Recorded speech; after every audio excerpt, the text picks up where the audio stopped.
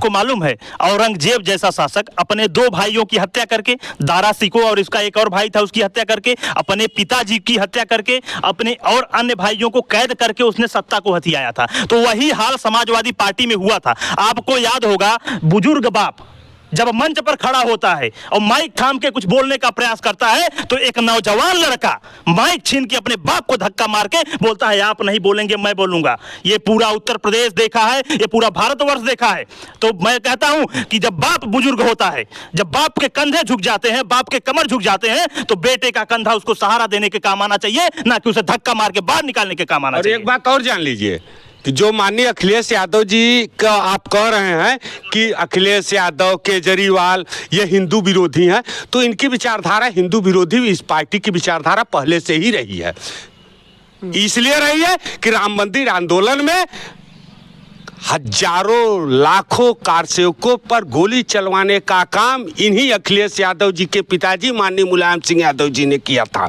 एकदम मुगलिया विचारधारा उनकी बापूती है, उसी पे चल करके वो मुस्लिमों का वोट हथियाने का काम करते हैं और भारतीय जनता पार्टी से मुस्लिमों को दूर करने का काम डरा रहे हैं कि भारतीय जनता पार्टी आएगी तो ये हो जाएगा। माननीय मुलायम सिंह यादव जी के नेतृत्व में का मैं बेटा हूं, मुझे वोट दीजिए, मैं आपके साथ रहूंगा।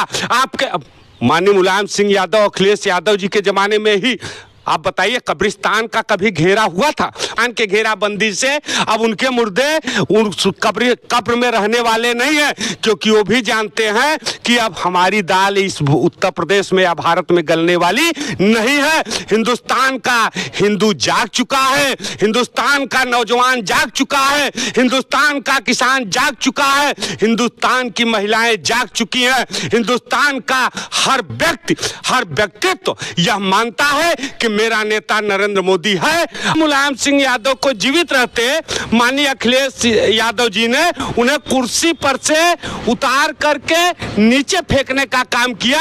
यह मुगल काल में इतिहास जब मैंने पढ़ा था मुगल काल का, तो मुगल काल के मुस्लिमों ने ऐसा काम किया था। उन्हीं की विचारधारा पे आज अखिलेश यादव जी चल रहे हैं और उन्हीं की विचारधारा पे उनकी पार्टी चल रही है। गुंडों की विचारधारा है। उत्तर प्रदेश में सपा के लोगों की विचारधारा जो है वह गुंडे, माफियाओं, भूमाफियाओं की विचारधारा है।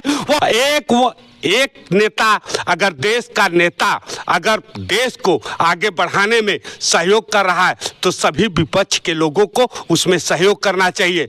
एक बार मैं आपको एक बात बता देता हूं, एक नरेंद्र वो था जिसने विश्व के पटल पर भारत को रखने का काम किया था, और ये एक नरेंद्र मोदी ये है जो विश्व के पटल पर भारत को विश्व गुरु बनाने का काम कर रहा है। अब देखिए, जब मुगल हिंदुस्तान में आए, बाबर जब गद्दी पर बैठा, बाबर ने पहला फरमान क्या दिया था मालूम है? कि भारतवर्ष में जितने मंदिर हैं धराशाही कर दो और सनातनियों को कन्वर्ट करो इस्लाम में। अब यही आज जो है, जो इंडी अलायंस बना है, ये मुगलिया शासन से अगर कंपेयर करेंगे तो आप हूबहू देखेंगे कि जैसे ही अलायंस का मुंबई में इनका मीटिंग खत्म हुआ, वैसे ही ये नेता बोलना शुरू किए कि जैसे ही सरकार बनेगी सनातन को बैन करेंगे, जैसे ही सरकार बनेगी बजरंगबली को बैन करेंगे, जैसे ही सरकार बनेगी हम हिंदुत्व को खत्म करेंगे। तो ये मुगलिया वर्सेस इंडी अलायंस, ये एक ही चीज है। ये दो अलग अलग नाम है, दो अलग अलग रूप हैं। इंडिया ये गठबंधन के तथाकथित नेता लगातार सनातन धर्म पर प्रहार कर रहे हैं, और इस विषय पर आप क्या सोचते हैं ये बताइएगा। साथ ही साथ जान लीजिए कि INDIA जो गठबंधन है उसे अनुराग ठाकुर ने घटमंडिया गठबंधन कहा है और भदोही के नेताओं ने मुगलिया गठबंधन कहा है। आप क्या इस पर राय रखते हैं ये जरूर बताइएगा। बाकी मेरा नाम विपिन है और आप द रियल हिंदुस्तान देख रहे हैं। जय हिंद।